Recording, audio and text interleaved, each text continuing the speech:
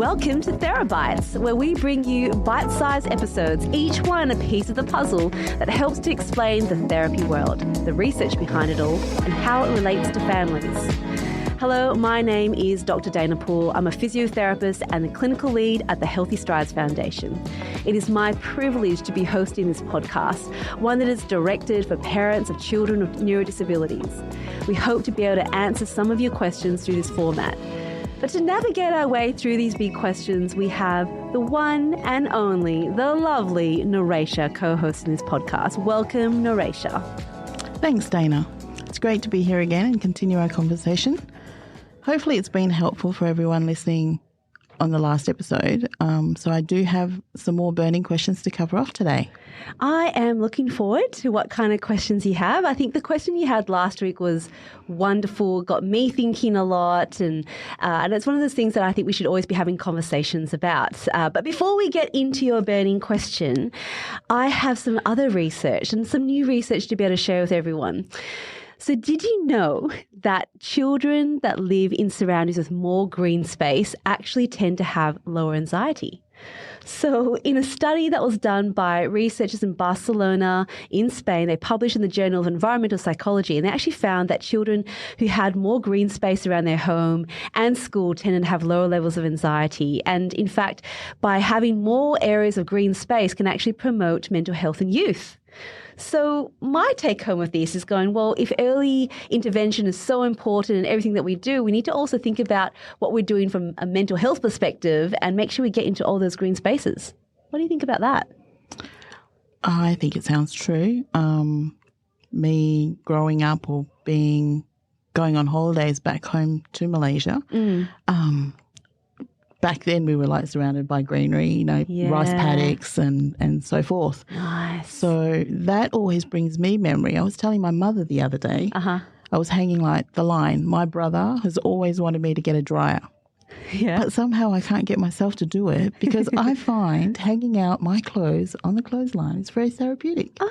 It just calms me down and I relax and I enjoy the moment. I know some people take it as a chore, but I enjoy that time. It's kind of like my time, my space. That is actually really cool. And well, now you've got some science to be able to back it up because it's your time to lower those anxieties that might happen through the day. I mean, I absolutely hate hanging my washing out. I don't have a dryer, but I get someone else to do it. But I love starting my day outside. Yeah, I love being in nature, and it makes a whole lot of sense to make sure that our kids have some time outside as well. Hey. Yep, I agree with that. Yeah. So well, that was my bit of research to share with everyone, and this research was actually recently published in February 2024. So if you're interested in it, go and have a look because it's really cool. We will. Okay, so Naresha, what topic would you like to cover off today? Well, my burning question after last week's topic was more on the big question, what is diagnosis? That's a big question.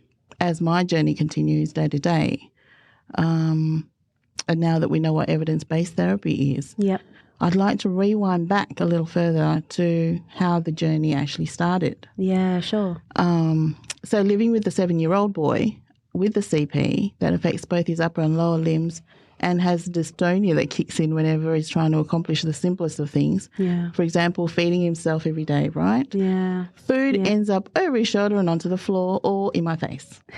Now, I'm sure other families experience the same thing. Yeah, familiar story, yeah. So it's basically a daily challenge that us families deal with day in and day out. Yeah. So when we're talking about diagnosis, what is that? Yeah, sure. Right, it's a simple question. Yep. Gosh, when we start to unpack it, it's such a great question though, because I think a diagnosis at the beginning, you're driven by wanting to know what's wrong, what's happened. Yep. And a diagnosis can serve to, I guess, help to understand the experience that you're going through.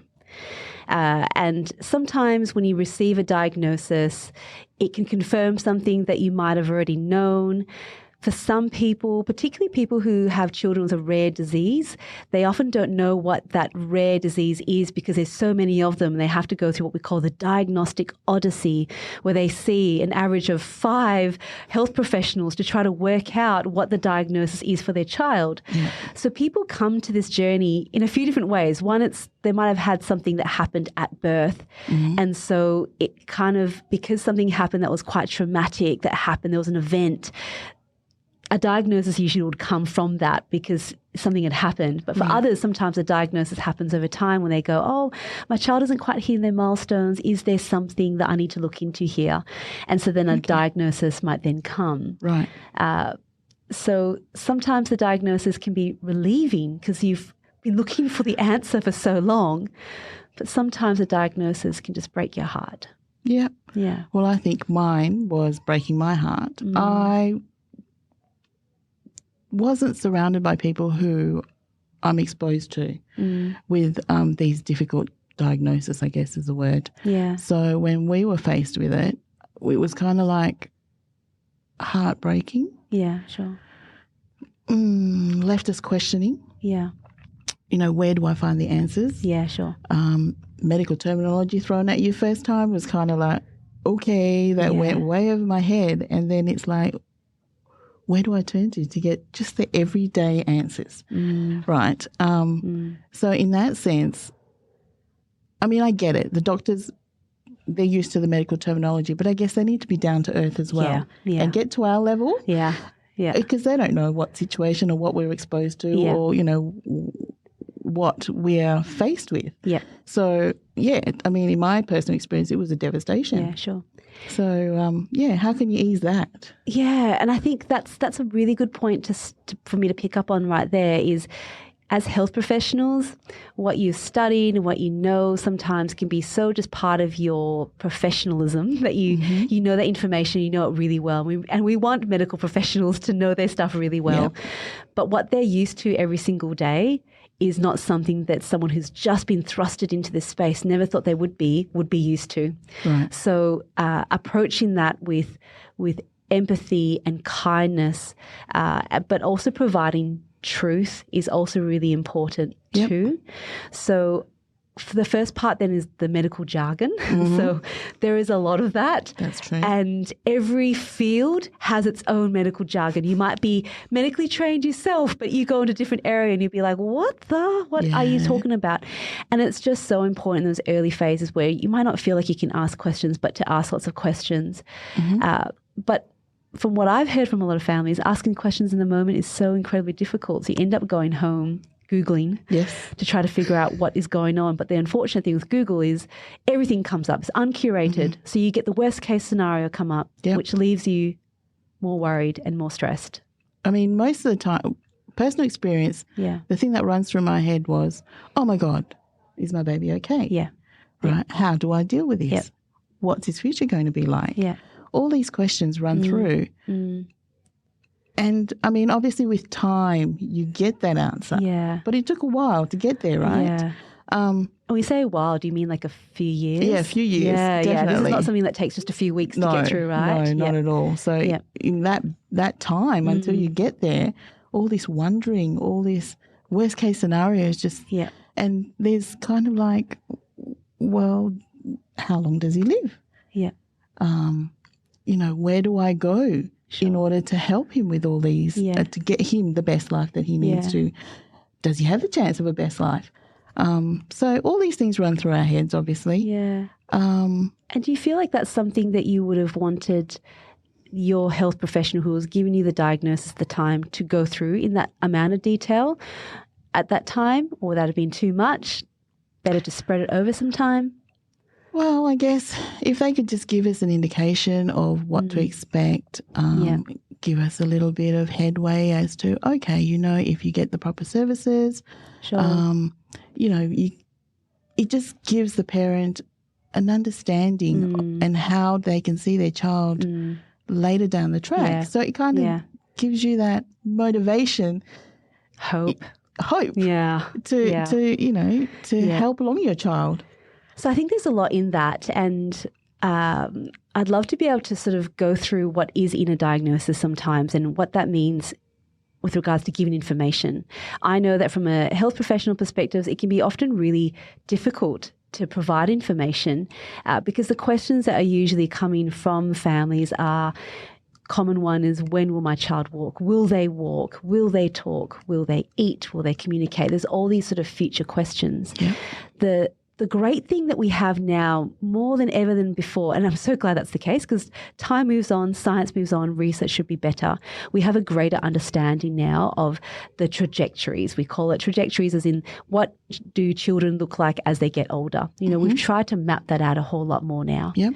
And what I think that we can provide is, whilst we can't be absolutely specific about exactly when children might walk, I think what we can provide is the perspective about how things might be done a little bit differently.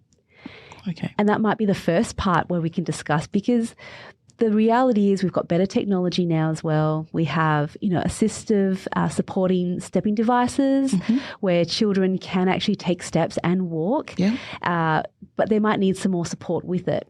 So I think layering the possibilities, but within the context of what is available now. I think in the early days, if a child had cerebral palsy and had a lot of tone and dystonia, the answer would have been, look, they're not going to walk. And it was always so heavy, and it was like a strong line that was drawn in. And there'll be different approaches where they say, oh, let's just give all the information, that's what it is. But I think you take away hope. Mm-hmm. What I've learned through my 20 years of being a physio and now as a researcher is I know that there's so much that is possible, but it's probably going to be done in a different way, which is okay because we all do things in a different way. Yeah. You wear glasses. I don't wear glasses. We're seeing things in a different way. I walk with really short, fast steps. Other people walk with long steps. We all just do things in a different way, but we accept that. Mm-hmm.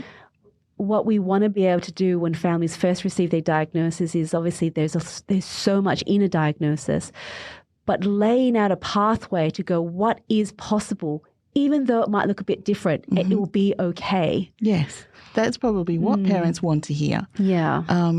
But from where I was, a couple of years down the track before, it was like, okay, yep, your child had suffered a brain injury. Mm-hmm. Not sure. It's not that they weren't sure. It's kind of that they probably know, but they don't want us to be crushed. Sure. Right? Yeah. So it's like, give it time. Each child is different. So that's, don't you love that? Yeah, right? Each child is different. Thanks. But yeah, you just walk away from that feeling very deflated. Yeah. And it's like, okay, where do I go now? But then later down a couple of years, we meet doctors that then point us into the right direction. Right. And then. And what was the right direction for you? What did that look like? Oh, well, I met a researcher. Right. So then she asked if my little boy would join in with the studies. Yes. And this was for speech because at the time we didn't think that he'd be able to communicate very well. Anyway, working with her, he was able to do. So we started off signing. Yes. And then from signing with her work, 2 years plus probably, she started encouraging just mouth massaging to encourage the right muscles to create the right sound to come out. So from then on, it was like all we could see was him going up. Yeah. Right? Yep. And that was just a little bit of hope. Great. Which just grew into now he can basically read a book. He can speak. Not perfectly, but he gets it. He gets his point across, that's for sure. He can communicate very well. He wants all the time. Correct. So I think what you've discussed there is beautiful because it goes back to our first discussion last week when we talked about evidence-based intervention. You met a researcher, and I mean we all hope to meet these people in our pathway. If you don't have someone that just appears in front of you that does these, looking for that therapist who that you get along with, like I said last week, right. And also then is dedicated to be evidence-based because when they will look for the best possible solution for your child. They won't be, fixated on the one thing that they're trained at they don't know really well because that might be ineffective. We might do studies and go, actually, it doesn't work. Yeah. But if you're always looking for what the next thing is, you're ready for that. And what you have experienced there is hope was given because the research showed actually if you do this, you can get this outcome. Yeah. And if you do this, you can get this outcome. That's right. And so a diagnosis is just the beginning. It kind of just points you in a direction of going, okay, this diagnosis says it's mainly affecting the brain. Mm-hmm. It's probably going to affect the legs and the arms in this kind of way. We understand what that means. Now, once I know that, I don't really go back to diagnosis anymore. I go, okay, what can the child do right now? And what do they want to do? And how can I help them to get to that place? That becomes my focus. Yep. If I know that a child has a degenerative condition, so we know that they get worse over time because it's a brain condition or a muscle condition, then we must set realistic expectations about what we do so we don't stress the body too much, that these children aren't spending too much time in therapy, that they're enjoying their life because we don't want to stress the body because the muscles might be overworking, for example. Yeah. So that's where a diagnosis is really important to know how we can make sure we keep the children safe, that we don't do things that are harmful. But apart from that, a diagnosis is just the beginning. It lays out where you might be headed. And if you find a good therapist that then goes, okay, if you do this, you'll get this outcome, that should be hopefully the pathway of discovering the beauty of each child, the uniqueness that a diagnosis just doesn't do. A diagnosis puts them into this category and says, you can't do this. Well, I'm more interested in what they can do. I agree. Well, now going through time and meeting all these wonderful people along the way, of which if researchers ask you that they want to see if your child wants to be part of a study, I hesitated in the beginning because I've obviously never been faced with a question like that before, right? Yeah. But just take that opportunity. I think it's great because for us it was kind of like a ray of sunshine. Yeah. Yeah. It was just one way. And then from seeing that, it kind of like led us to, more connections, which then obviously help along the way the child's pathways. Yes. And I think he's on his way to his best life. Yeah, I love that. I might be a little bit optimistic, but I think, he's going there. So you'd rather optimism. Well, that's right. Than not, right? Because I think your children were raised to the level that you would expect them to be, and that's no different in any parenting. And I think, you often hear people go, oh, don't have unrealistic expectations. Well, I would actually just say we need to be more willing to see children able to do things in a different way. And it might mean they do things with a walker or with a device that might help them with their speech sometimes, but they're still able to do it. And I think that's the absolute key. It might just look different to how it originally started. Definitely. So, I guess that was a great question. Got a lot of stuff talking about there, but I guess to wrap it all up, a diagnosis is just the beginning to help understand what impact this might have on their body. But after that, it's more about finding solutions so they have their best possible life. And I'm sure we'll cover it in the future. I think the F words, there's a lot of great frameworks to look at of how we can explore to optimize things. But it really comes back down to what we spoke about before. Being evidence-based gives you the greatest hope of what outcomes could be achieved. Correct. Yeah. And diagnose is not a conclusion. That's right. That's right. Well, I hope you all enjoyed that. That was a great question. I look forward to more of those questions in the future, Naresha.